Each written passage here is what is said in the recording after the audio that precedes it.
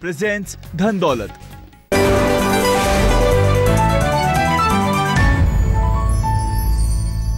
नमस्कार, आप देख रहे हैं धन दौलत और मैं हूं विवेक लॉ। धन दौलत में आज हम बात करेंगे शेयर बाजार में निवेश के बारे में। बीते सोमवार को शेयर बाजार में पिछले 7 साल की सबसे बड़ी गिरावट दर्ज की गई। चौतरफा बिकवाली के बीच एक ही दिन में निवेशकों के 7 लाख करोड़ रुपए स्वाहा हो गए। सबसे ज्यादा मुश्किल ऐसे में छोटे निवेशकों को होती है जो यह समझ नहीं पाते कि आखिर वो करें तो क्या करें।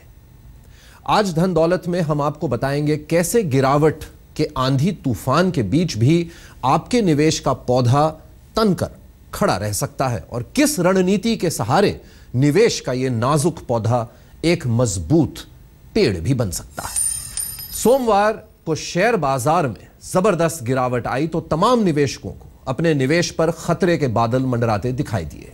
दरअसल वक्त वक्त पर शेयर बाजार में इस तरह के दौर आते रहते हैं। आपको तो इसे नजरअंदाज करके मार्केट में बस लॉन्ग टर्म के लिए डटे रहना है। देखते हैं यह खास रिपोर्ट जो आपको बताएगी इस तरह के हालात में निवेश की क्या रणनीति होनी चाहिए।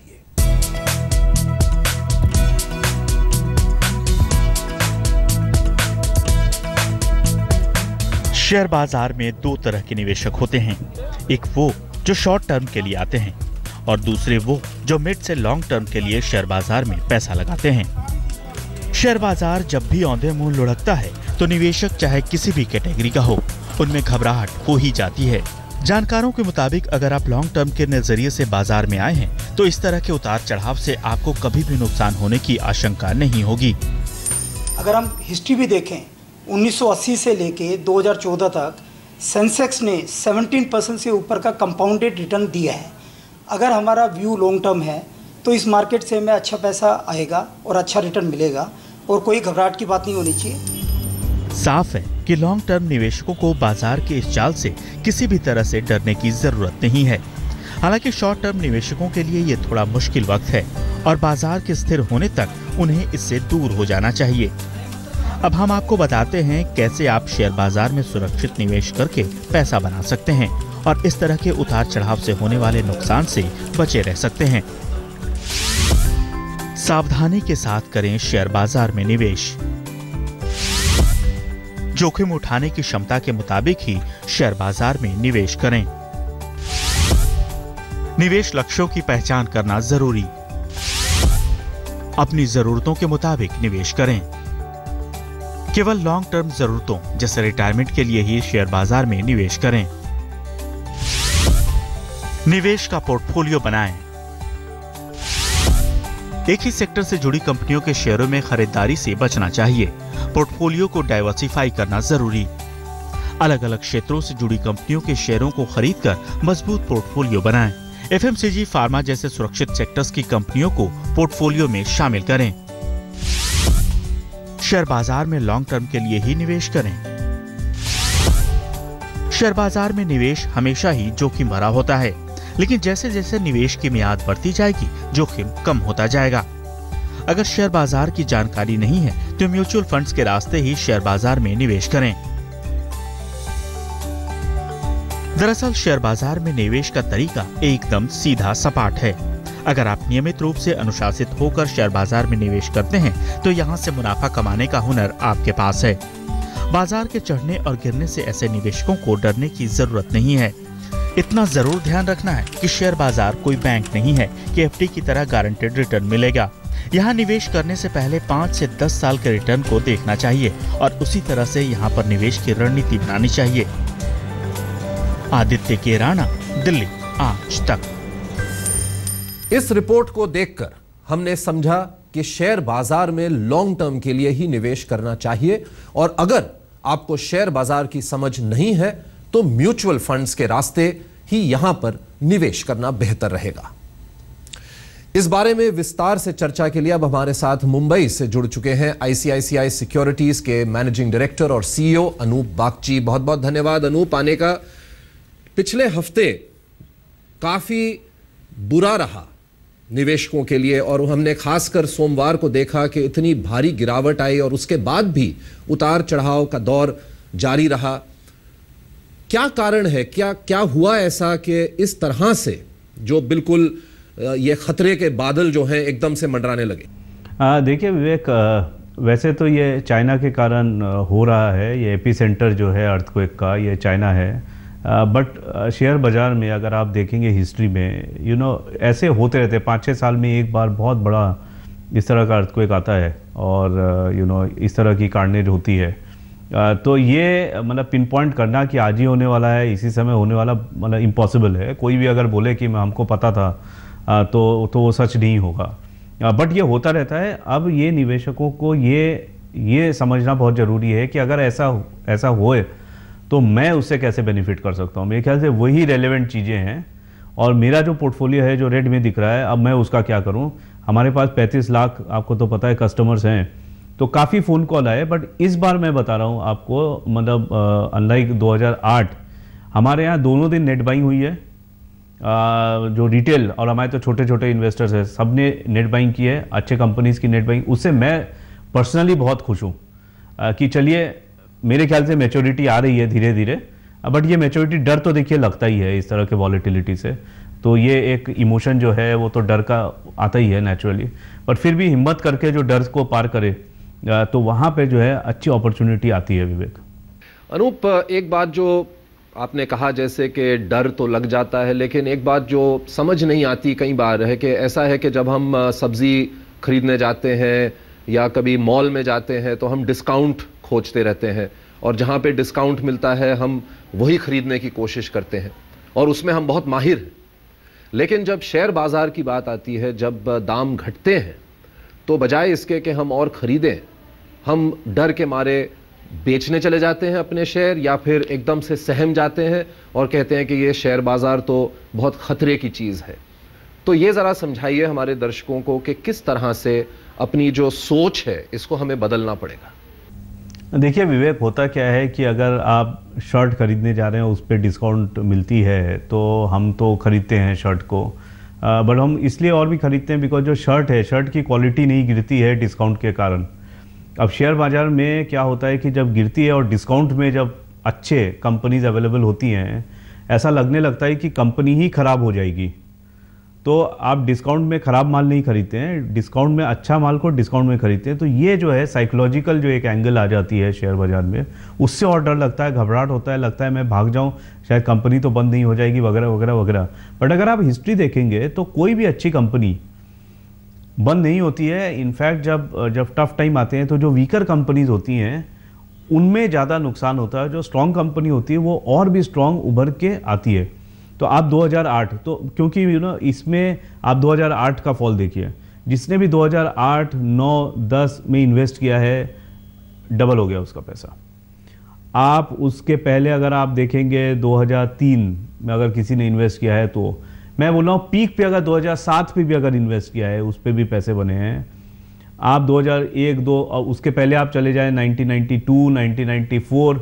सो क्या है कि अगर आपको ये लगता है कि हमारी देश प्रोग्रेस कर रही है, जो कि कर रही है उसमें कोई शक नहीं है, आपको कंसिस्टेंटली पैसे डालते रहना चाहिए स्टॉक में। अब प्रॉब्लम क्या होती है जो मैंने देखा है कि एक्साइटमेंट बहुत आ जाती है, डर बहुत आ जाता है, और सो पूरा का पूरा पैसा एक बार में लगा देते हैं, और फिर अगर थोड़ी सी लॉस हो जाती है, हम ले नहीं पाते हैं उसको लॉस, और हम मार्केट से बाहर आ जाते हैं। वो गलत बात है। आप उतना ही निवेश करिए जितना, अगर आपका अगर 20% या 30%, अगर 100 रुपये का 70 रुपये हो जाए तो आपकी लाइफस्टाइल में कोई अंतर नहीं आना चाहिए। आपने अगर बोरो करके डाला है तो ऑब्वियसली उसको टेंशन हो जाता है। आप बोरो करके न डालें। आपकी जो लाइफ गोल है, एजुकेशन हो गई, मैरिज हो गई, गाड़ी खरीदना है, घर खरीदना है, वो जो है वो तो आपकी हिल नहीं रही है, भले ही वो ऊपर जाए या नीचे जाए मार्केट, आप उसको आप स्थिर रखें। और आप कंसिस्टेंटली, अगर आप 500 रुपये डाल सकते हैं 500 रुपये डालें, महीने के 1000 रुपये डाल सकते हैं 1000 रुपये डालें, 10,000 डाल सकते हैं 10,000 डालें। इतना ही डालें जो आप एब्जॉर्ब कर सकें बिना शिकन के। मैंने जो किया है, मैंने खुद के लिए, मैं तो जब सैलरी आती है मैं तो डेबिट करवा देता हूँ ऑटोमेटिक, जिससे कि SMS आ जाए, वो क्षण भर के लिए लगे कि हाँ चलो मेरा पैसा चला गया।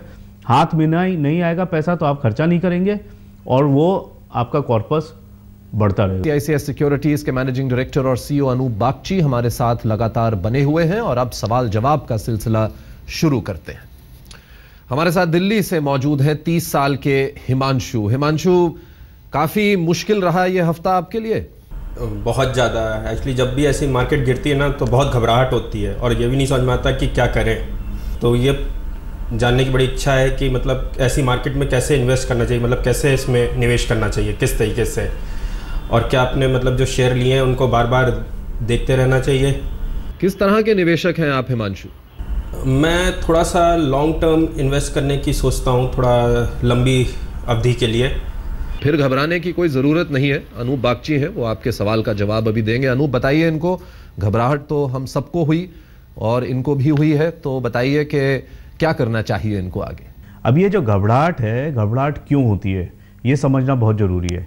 घबराहट इसलिए होती है क्योंकि लगता है कि अगर मैंने 100 रुपये लगाया तो कल कहीं 90 ना हो जाए, कल कहीं इसका 80 ना हो जाए।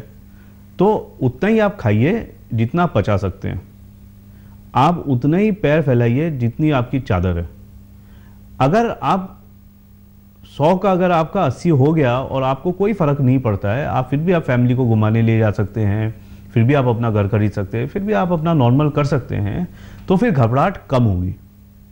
सेकंड, अगर आप उतना आप डेडिकेशन से आप स्टडी नहीं करना चाहते हैं तो आप म्यूचुअल फंड में दे दीजिए। सिमिलरली अगर आप सैलरीड हैं या नॉन सैलरीड हैं, अभी तो नेशनल पेंशन स्कीम आई है, एनपीएस है, आप उसमें भी आप अपना कर दीजिए, उसमें आपको टैक्स का बेनिफिट भी मिलता है, आप वहाँ लगा दीजिए। बेसिकली देखिए, जब आप खाना खाने जाते हैं, आपने 1000 रुपये खर्चे कर दिए तो आपका 1000 का 0 हो गया, वो कभी 1000 का 2000 नहीं हो सकता। तो वहाँ पर अगर आपको घबराहट नहीं होती है और यहाँ पर अगर आपका 1000 का अगर 800 में घबराहट होती है, तो ये हमको इंट्रोस्पेक्ट करने वाली बात है कि 1000 का तो यहाँ पर 2000 हो सकता है, तो 800 भी ठीक है, कभी हो सकता है। अगर 800 होता है तो आपको फिर से मौका मिलता है कि आपने 1000 का सामान आपने 800 में खरीदा, खुश होना चाहिए आपको। बट घबराहट अगर आपने बोरो किया है, मतलब आपकी जो है क्षमता, मतलब मान लीजिए छोटे गाड़ी की आपने बहुत बड़ी गाड़ी खरीद लिया, आपने लोन पे ले लिया, तो ही घबराहट होती है। तो आप अगर लोन पे शेयर लेंगे तो घबराहट होगी। अगर आप टिप पे जो आप बात कर रहे हैं, बहुत ही अच्छी बात की आपने, जो टिप पे जो लेंगे तो घबराहट होगी, क्योंकि आपको समझ में नहीं आ रहा है आपने लिया क्यों। किसी ने बोला, आपने लिया, बट लॉस हो गया तो आप उसके पास जा नहीं सकते और ये नहीं बोल सकते कि देखिए आपने बोला था, आपने लॉस करा दिया। ये सब डिसीजन तो हमारे खुद के पैसे की है, हार्ड एंड मनी की है। आप उसको संभालें, आप अपने जितनी आपकी क्षमता है उसके अंदर रखें। आप लॉन्ग टर्म में किसी भी आप पीरियड ले लीजिए, 5 साल का, पैसा बना ही बना है इंडिया में है। आज हम बात कर रहे हैं शेयर मार्केट में निवेश से जुड़ी आपकी मुश्किलों के बारे में। आईसीआईसीआई सिक्योरिटीज के मैनेजिंग डायरेक्टर और सीईओ अनूप बागची हमारे साथ मुंबई से मौजूद हैं और अब लेते हैं अगला सवाल। दिल्ली से पूजा कक्कड़ अब हमारे साथ जुड़ चुकी हैं। पूजा, आपको क्या चिंता हो रही है? काफी उतार चढ़ाव रहा शेयर बाजार में, क्या आप इन्वेस्ट करती हैं? किस तरह से इन्वेस्ट करती हैं, कुछ बताइए हमें। मेरी एज 26 ईयर्स है। I want to know, like जब शेयर मार्केट में इतना ज़्यादा गिरावट हो रहा है, उस समय मुझे वहाँ पे इन्वेस्ट करना चाहिए या नहीं करना चाहिए, ताकि जो मेरा नुकसान, जो मेरा लॉस हो, वो ज़्यादा ना हो। क्या आप लॉन्ग टर्म इन्वेस्टर हैं? नहीं सर, एक्चुअली हाँ जी सर, लॉन्ग टर्म के लिए। और क्या खुद जाके आप शेयर्स खरीदती हैं कि म्यूचुअल फंड के जरिए इन्वेस्ट करती हैं? नहीं सर, डायरेक्टली सिर्फ मार्केट में।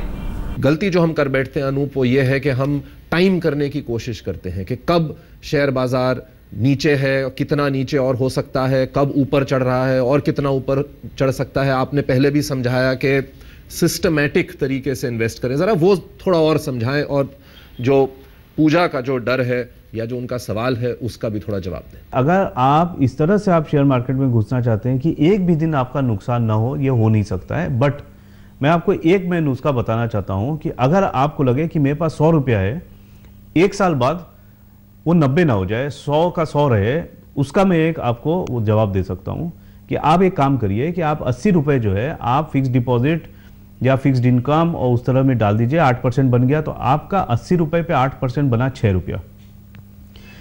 अब जो है 6 साढ़े 6 रुपये जो आपके बने, आप उतना लॉस कर सकती हैं जो आपने जो 20 रुपये जो डाला इक्विटी में, तो आप 6 रुपये तक आप अगर नुकसान करेंगी तो आपको कोई फर्क नहीं पड़ेगा, क्योंकि आपका 100 का 100 रहेगा 1 साल बाद।